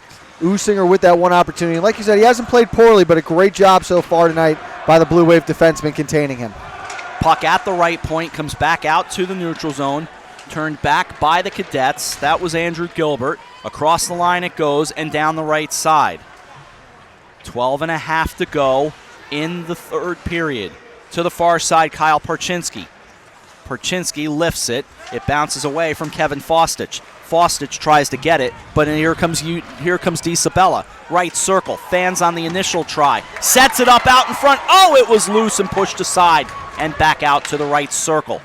Sent down the right side and across the line by DeBerardinis. Now Brown goes for the touch and back to catch up onside. Goes down into the right circle and out to the neutral zone. Sent ahead to DiSabella again. He's got Usinger to his right. Thread through and on net, just kind of bounced along to Voigt and stops play.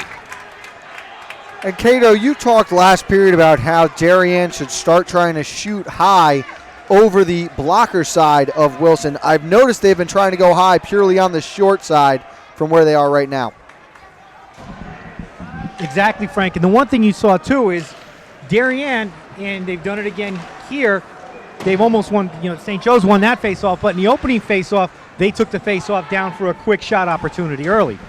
Off to the near side boards. Don't have time to go through it right now, but CTHS Hockey had a little information on some of the seating. Held in at the left point, deflected off the body of Mullen and hard, but he's fine. He's a hockey player. Hazelton brings it back out. I'll set Frank up to look at that. Hazelton to the right circle. Hazelton top of the right circle, feeds it across McCarthy, and it gets loose, but behind the net as Wilson got a piece of it. Off to his left.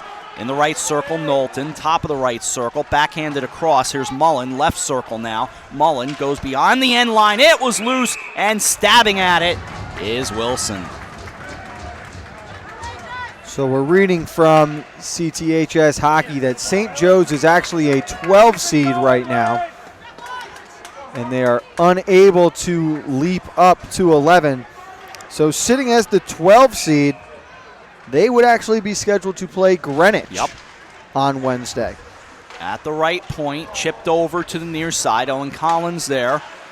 Feeds back to the left point. Down from Voigt it goes. Just flutters around, goes beyond the end line and behind the net. 11 minutes to go in the third period. It's been a good one so far. 1-1 as we start getting closer to a little white knuckle fun. Going down into the right corner, Glassmeyer. Tangled up down there. Looks like Gilbert there. That's the case. Atanasio as well.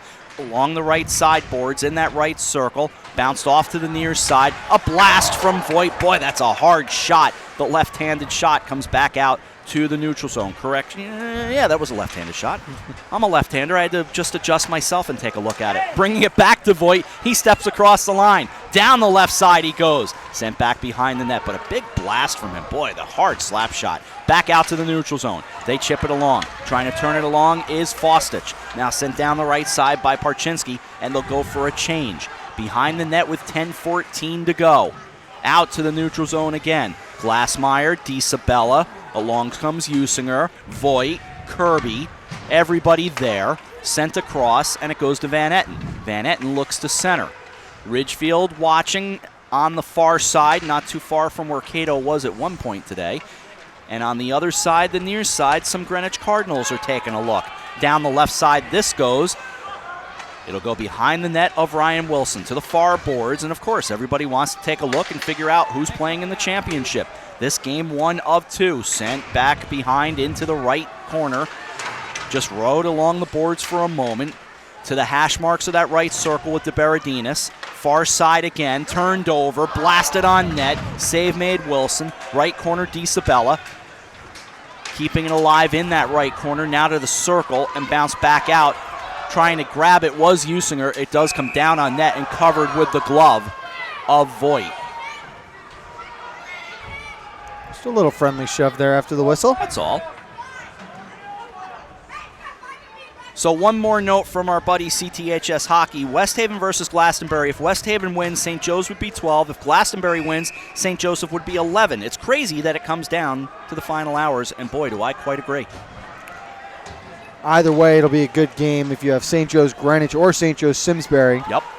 And if it is not, St. Joe's Greenwich, it will most likely be Richfield Greenwich, I believe. Actually. I believe at this point, but I need an abacus to figure it all out. In the neutral zone, they'll get it off to the far boards, played by Gilbert. Gilbert down the left side, and Scott Voigt will go back to play it. 8:52 to go, third period. To the near side. Played by Will Gilbert, down into the left corner. Congdon on defense for the Blue Wave. Now Voigt behind the net with 8:40 to go. Around to the near side. Looking to play it as Hazelton. He does back out to center. Chasing it, though, goes Andrew Gilbert. A little tangled up along those boards, but no harm. There have been exactly 2 penalties called in this game. It has been clean and very well played. Voigt back in his own zone, sends it down the right side. It was touched and comes over into the left corner. 8:17 to go. We're not quite to the point that you need to call your cardiologist, but we're getting close. McCarthy fans, Usinger had it. Now it's full Desi, and they bring it across the line with DiSabella, and offside the call. 8:04 to go. And just before that play started, it looked like it might have been icing against the Blue Wave there, and Coach Bria was furious that it was waved off. Coach Bria is still asking about it. It was tipped by Glassmeyer on the initial send-in. And the cadet bench seems satisfied with the explanation they received. Off the face-off just outside of the Darien end. Cross ice, it goes to Van Etten. Blasted down on net and high. DiSabella and a whistle. Offside again, 7:57 to go. And Cato, you get the sense right now that both teams are still just sort of feeling each other out. No one really willing to make that big move and try to go on the attack here. Yeah, that shot, by the way, is waved off. It was offsides for St. Joe's. Yes. Still 2-2, Simsbury and Darien in girls ice hockey as we keep an eye on that one.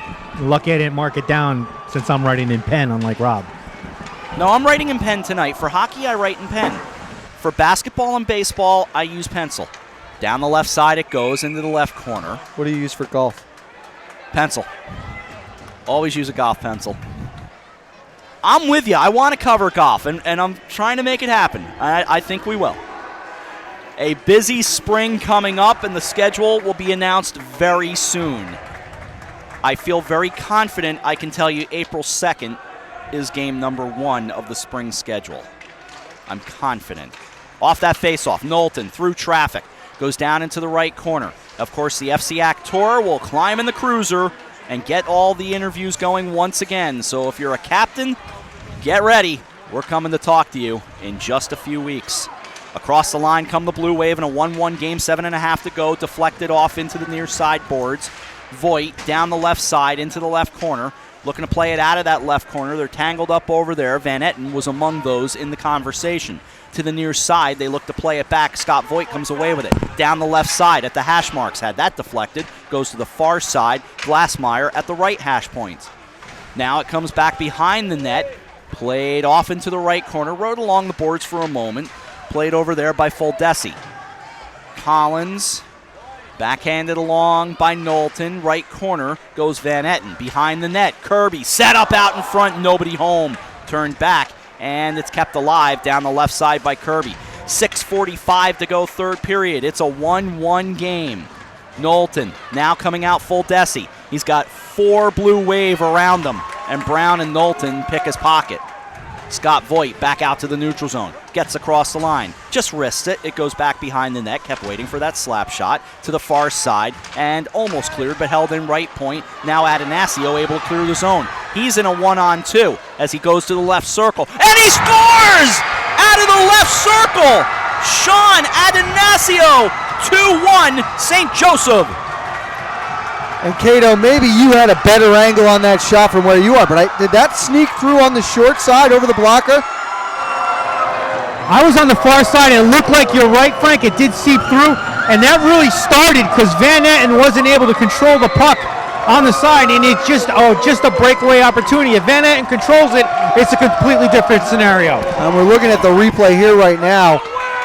Voigt looked like he hesitated to go back with the crashing cadet behind him, and that shot did go in on the short side there, right off the blocker, and that's one that Voigt wants back. Absolutely.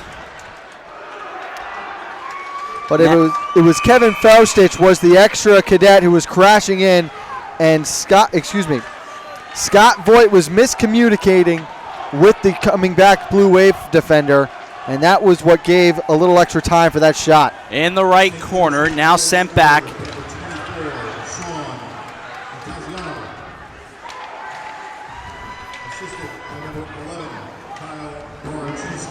Parchinsky gets an assist. Right circle, DiSabella, so it's Adanasio from Parchinsky at 8:41. I couldn't help but feel for the public address announcer as he dealt with Adanasio's name for the first time. Had the same problems myself, with all due respect. To the hash marks it goes, but you do enough games and you get a little practice in. Here's Romine, now Scott Voigt. Voigt turns it around. Dixon there as well for the Blue Wave. 2-1, 5:26 to go. This will fire up the Blue Wave. Scott Voigt sends it and blasts it wide. To the far side it goes and bounced back out by Foldesi. Down to the final 15 in a 2-1 game. Voigt gets it across and down the left side into the left corner. To the far boards. St. Joe's the 6th seed through traffic, and the kick save made off the pad of Wilson. To the near side, Voigt. In the left corner, Hurley for the Cadets. Far side played by Parchinsky and out to neutral zone ice.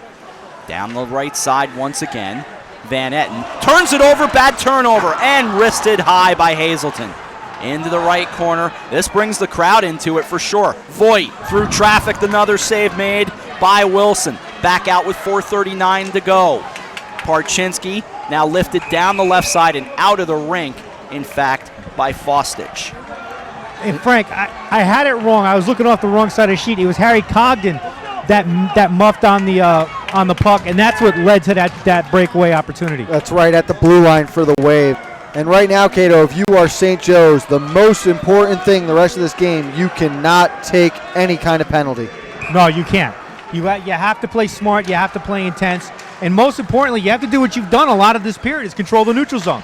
Bounced off the boards to the near side. Here's Usinger going down the right wing, right circle, just sprawling, trying to send it across to Fuldesi. Into the left corner, Usinger now behind the net. 4:19 to play. Third period, 2-1 St. Joseph. Now it's time to call your cardiologist. Off to the right boards it goes. Kept alive by Will Gilbert into the right corner. As we come down to the final 4:09. Puck loose and turned back, and coming back out was Glassmeyer. Taken by Andrew Gilbert, sent down the left side. Hard to believe this is where we are with 3:58 to go. Backhanded down the left side it goes. Behind the net to play it goes Andrew Gilbert. To the far side, just lifted, bouncing off the head and out of the rink it goes. Off Fuldesi with 3:49 to play. And this is the team, and I know I've said it more than anyone else, I thought this has been the best team in the state all year long. You've got 3:49 left in the 49 left in the conference semifinals. You're trailing by 1. Who's going to reach down and bring you back into this one? Held in at the right point, Knowlton. On net, Wilson. He holds on. And Cato, you said he would be up to it, but Ryan Wilson is standing the challenge again. But believe it or not, it's been a quiet period for Darien. I've got 6 shots on goal so far, and this game is almost over. Dixon and Atanasio for the draw to the near side with 3:39 to go. It's a 2-1 game. Van Etten back behind the net, goes to the far side. Far boards, on comes Parchinsky. To the far boards, held in. Bounces off to the near side boards into the corner. Darien student section climbing into it. Scott Voigt from the left point. Down the left side, Dixon. Brown trying to chase it, goes behind the net with Van Etten. Here's Atanasio. Atanasio, the defenseman who had the goal at 8:41. That's the lead in this game. Turned back over and out of the zone.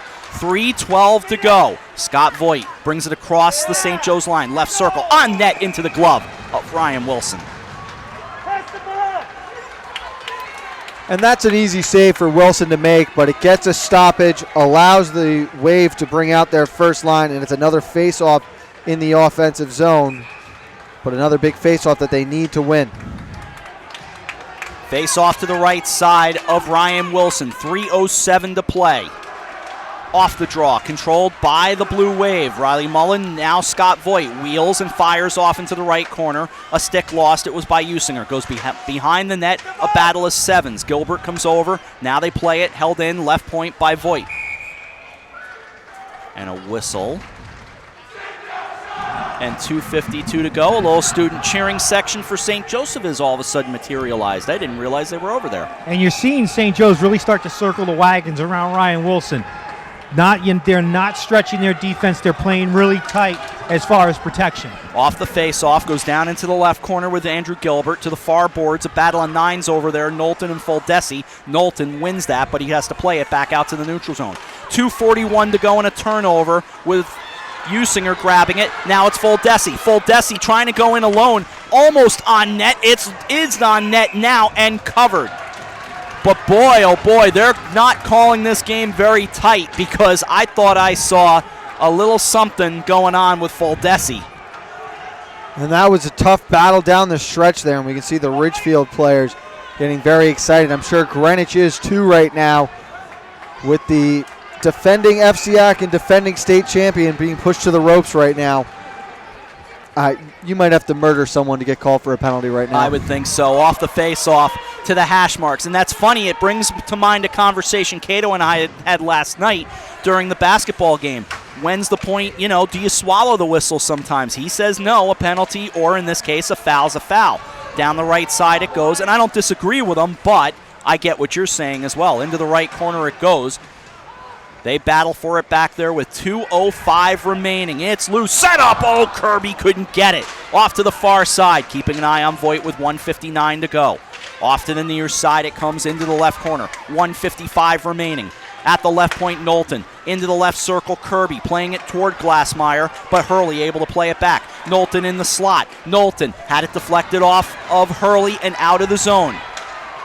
1:41 to go, third period. It's a 2-1 game. Kirby awaits it across the line toward Glassmeyer. Now chasing it goes Van Etten, far boards, waiting there Fuldesi, held in at the right point, just lifted down Glassmeyer. He chips it behind the net, down to the final 125, thrown back to center. It goes down the right wing. Into the Darien zone. Fuldesi sent across, trying to set it up was DiSabella. They leave it behind with 1:14 to go. Off to the far boards. For the Blue Wave, they've got to get it out of the zone. Here's Romine. He'll grab it out behind the net. Off to the near side, Scott Voigt plays it ahead, but right there Hurley with 1 minute remaining. Knowlton and across the line, now collected by the Cadets in a 2-1 game. There's almost a feeling of shock in this room as it comes down on net, and Voigt will hold on. 51.1 to go.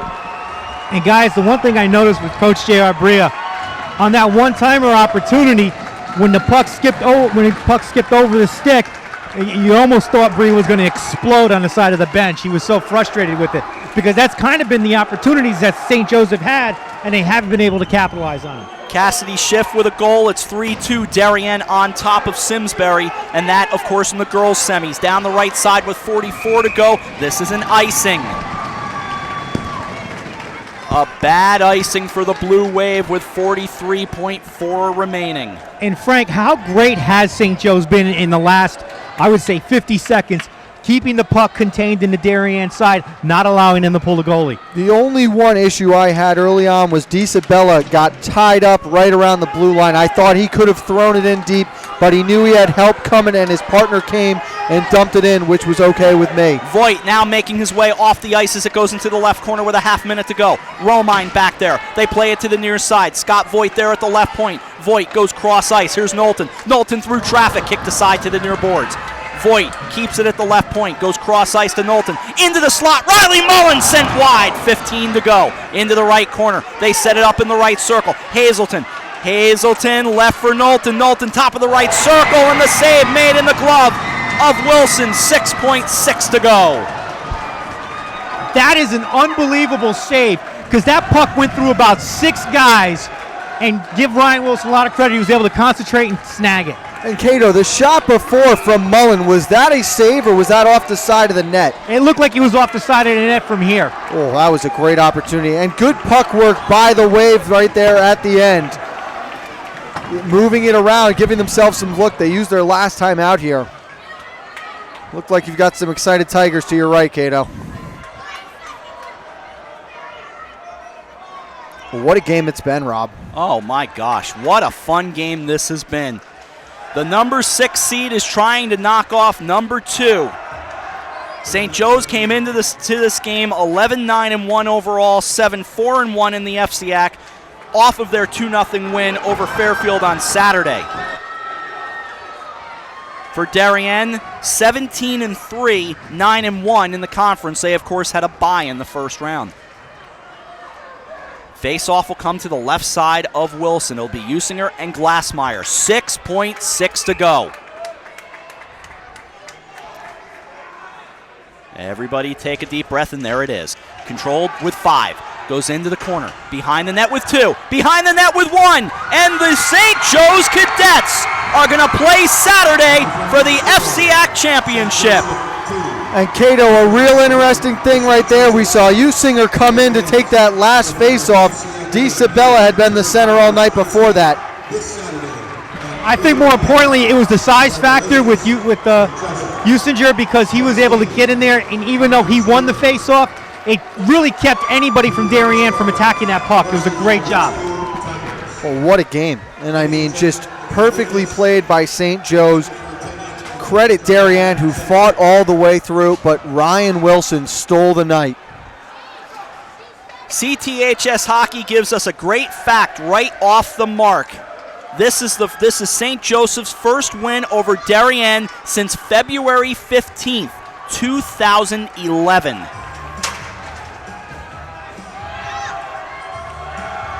What a job by the St. Joseph Cadets, and more importantly, what a job by Ryan Wilson. Hanging on here for just a moment. Wilson's collecting congratulations. Now to Cato. Rob, I'm joined by St. Joe's goalie Ryan Wilson. Ryan, honestly, what an unbelievable game for you. Thank you.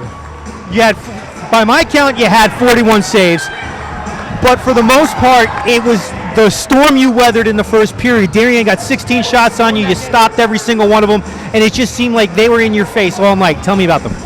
Well, I was just trying to slow the game down, give us a chance to win, and I was hopefully it happened. My defense was able to get it out when they needed to. They did have a lot of puck possession in the first period, but we were able to contain them a little bit. Now, the one goal you gave up, take me through that. It just looked like the puck got on top of you in a hurry. Well, he passed it from behind the net, made a great shot, just got in top corner. I don't know how it got by me, but it was a great shot, and props to him. Now you guys have Greenwich coming up next. Now, how high can this go? Can you guys keep this high for the next game? I would like to. I mean, it would be a great opportunity for us. Our seniors, our schools never won FCIACs, so we'd like to bring it home, make history for us. Ryan, congratulations on a big win. We'll see you Saturday. Thank you. That's St. Joe's goalie Ryan Wilson. Guys, back to you. What a job. 41 saves according to Cato. We will take a quick break, come back, put a ribbon on this one. The final score, St. Joe's knocks off Darien. The defending champion is done in the FCIAC. 2-1 the final score. We're back to say goodbye right after this on the HAN Network. I really wanted something that felt like a home. Coming from a big house, I wanted the feel of a home as opposed to a condo. My property taxes on my single-family home were close to $20,000 a year. Now that I've downsized and I'm in a townhome, and because of the condo tax laws, my fees have gone from $20,000 down to about $5,300 with the star exemption. There is no other townhome that compares in the area. This is where I want to be. What's happening up in Hartford and what's trending in the Nutmeg State? Join Kate Czaplinski And Josh Fisher on CT Pulse live Wednesdays at 12:30 to find out. We talk to the leaders and newsmakers while breaking down the stories you should be paying attention to each week. With the help of HAN's editorial cartoonist Doug Smith, we take a humorous look at the news of the week. We talk about everything you were told you should avoid bringing up in polite company. CT Pulse, Wednesdays at 12:30 on the HAN Network. You are watching the HAN Network, and you're not alone. Nearly 500,000 viewers enjoyed our broadcasts in the first 5 months.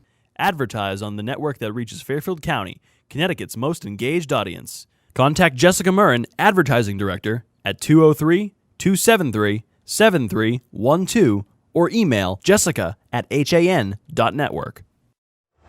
Sometimes you can't help but say to yourself, what a game. And what a game this was. 2-1 the final score. Rob Adams, Frank Granito, Chris Kalin back here at Terry Conners Rink. Darien loses to St. Joseph, and the Cadets will play for the FCIAC Championship. And what a great way to start the semifinals tonight. Just the kind of hockey you want to see. It was up and down. It was clean. It was high-paced, and you had a tremendous goalie performance that really stole the show. And it's so true at every level of hockey. When you get to the postseason, if you have a hot goalie, that is the key to making a long run. And Ryan Wilson is as hot as anyone in the state right now. Chris Kalin, a quick thought. Honestly, it's, Ryan Wilson is pretty much playing as a guy twice his original size. He's just all over the place. He's sprawling. He's stopping it. He's using the glove. He's using everything. It's just unbelievable how well he's played the last 2 games. We will now get ready for Greenwich and Ridgefield as we say goodbye for game number 1. We're back in just a few minutes for the second semifinal as the Greenwich Cardinals take on the Ridgefield Tigers. But for now, St. Joseph knocks off Darien 2-1, and for St. Joseph, they advance to the FCIAC Championship. For our crew here at Terry Conners Rink, Josh Fisher, Marty Hersom, Dave Stewart, JB Cousins, Tim Murphy, AJ Simonowski, Eric Gendron, Chris Kalin, Frank Granito, I'm Rob Adams. Refresh your browsers in a couple of minutes, and we're right back with more. Game number 2. We'll find out who St. Joseph will play on Saturday. For now, from the Terry Conners Rink, you've been watching the FCIAC on the HAN Network.